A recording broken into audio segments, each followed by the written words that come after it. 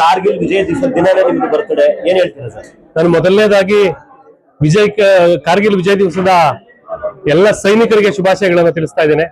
ಇವತ್ತು ಬೆಳಗ್ಗೆಯಿಂದ ನನ್ನ ಎಲ್ಲ ಪ್ರೀತಿಯ ಮುಖಂಡರು, ಎಲ್ಲ ಗಣ್ಯರು ಕೂಡ ಬಂದು ಶುಭಾಶಯಗಳನ್ನು ತಿಳಿಸ್ತಾ ಇದ್ದಾರೆ.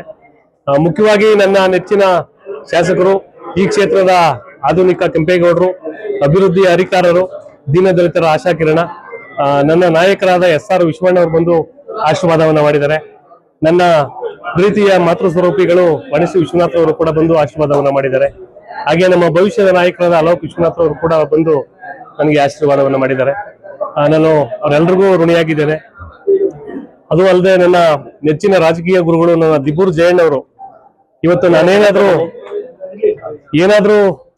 ಇದೀನಿ ಅಂತಂದ್ರೆ ಜಯಣ್ಣರ ಆಶೀರ್ವಾದ, ಶಾಸಕರ ಆಶೀರ್ವಾದ ಎಷ್ಟಿದೆ, ಜಯಣ್ಣರ ಆಶೀರ್ವಾದ ಕೂಡ ಜೊತೆಯಲ್ಲಿ ನನಗೆ ಆಶೀರ್ವಾದ ಇದೆ. ಅವರು ಕೂಡ ನನಗೆ ಇವತ್ತು ವಿಶೇಷವಾಗಿ ಆಶೀರ್ವಾದವನ್ನ ಮಾಡಿದ್ದಾರೆ. ಅವರೆಲ್ಲರಿಗೂ ಕೂಡ ಧನ್ಯವಾದಗಳನ್ನ ಅರ್ಪಿಸ್ತೇನೆ. ಮುಖ್ಯವಾಗಿ ಬೆಳಗ್ಗೆಯಿಂದ ನನ್ನ ನೆಚ್ಚಿನ ಹಿರಿಯ ಮುಖಂಡರು, ಸ್ನೇಹಿತರು, ಹಿತೈಷಿಗಳು ಎಲ್ಲರೂ ಕೂಡ ಬಂದು ಇವತ್ತು ನನಗೆ ಆಶೀರ್ವಾದವನ್ನ ಮಾಡಿದ್ದಾರೆ. ಅವರ ಋಣ ನನ್ನ ಮೇಲಿದೆ. ಎಷ್ಟು ಅವರೆಲ್ಲರೂ ಪ್ರೀತಿ ತೋರಿಸ್ತಾರೆ, ಅಷ್ಟು ಜವಾಬ್ದಾರಿ ನನಗೆ ಹೆಚ್ಚಾಗ್ತಾ ಹೋಗುತ್ತೆ. ನಾನು ಒಬ್ಬ ಸಾಮಾನ್ಯ ಕಾರ್ಯಕರ್ತ, ನಾನು ಏನೂ ಅಲ್ಲ. ಆದ್ರೂ ಕೂಡ ಇಷ್ಟೊಂದು ಜನ ಅಭಿಮಾನ ತೋರಿಸುವಂಥದ್ದು ನಿಜಕ್ಕೂ ನಾನು ಭಾಗ್ಯವಂತನೇ ಸರಿ. ಮುಂದಿನ ದಿನಗಳಲ್ಲಿ ಅವರೆಲ್ಲರೂ ಋಣ ನನ್ನ ಮೇಲಿದೆ. ನಾನು ಪಕ್ಷ ಸಂಘಟನೆಯಲ್ಲಿ ಈಗಾಗಲೇ ತೊಡಗಿಸ್ಕೊಂಡಿದ್ದೀನಿ. ಮುಂದಿನ ದಿನಗಳಲ್ಲಿ ಪಕ್ಷದಲ್ಲಿ ಏನೇ ಜವಾಬ್ದಾರಿ ಕೊಟ್ಟರು ಕೂಡ ಚಾಚು ತಪ್ಪದೆ ಅದನ್ನು ನಿಭಾಯಿಸಿ ಯಲಹಂಕ ಕ್ಷೇತ್ರದಲ್ಲಿ ನಮ್ಮ ಪಕ್ಷದ ಕೈಯನ್ನ ಬಲಪಡಿಸಲಿಕ್ಕೆ ನಾನು ಪ್ರಾಮಾಣಿಕವಾಗಿ ಪ್ರಯತ್ನವನ್ನ ಪಡ್ತೇನೆ.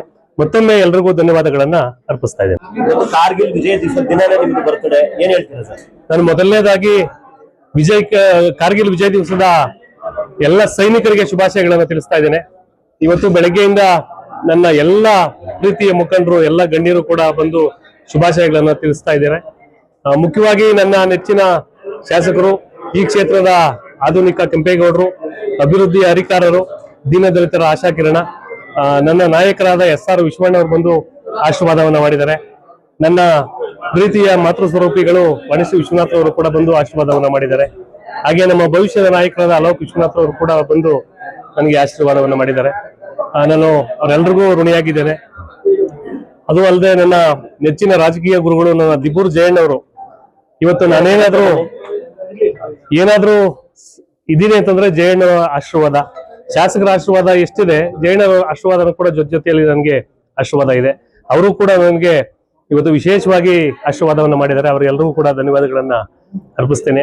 ಮುಖ್ಯವಾಗಿ ಬೆಳಗ್ಗೆಯಿಂದ ನನ್ನ ನೆಚ್ಚಿನ ಹಿರಿಯ ಮುಖಂಡರು, ಸ್ನೇಹಿತರು, ಹಿತೈಷಿಗಳು ಎಲ್ಲರೂ ಕೂಡ ಬಂದು ಇವತ್ತು ನನಗೆ ಆಶೀರ್ವಾದವನ್ನ ಮಾಡಿದ್ದಾರೆ.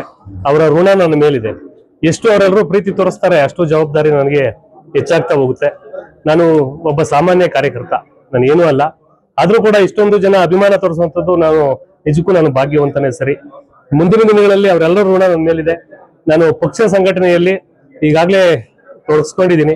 ಮುಂದಿನ ದಿನಗಳಲ್ಲಿ ಪಕ್ಷದಲ್ಲಿ ಏನೇ ಜವಾಬ್ದಾರಿ ಕೊಟ್ಟರು ಕೂಡ ಚಾಚು ತಪ್ಪದೆ ಅದನ್ನು ನಿಭಾಯಿಸಿ ಯಲಹಂಕ ಕ್ಷೇತ್ರದಲ್ಲಿ ನಮ್ಮ ಪಕ್ಷದ ಕೈಯನ್ನ ಬಲಪಡಿಸಲಿಕ್ಕೆ ನಾನು ಪ್ರಾಮಾಣಿಕವಾಗಿ ಪ್ರಯತ್ನವನ್ನ ಪಡ್ತೇನೆ.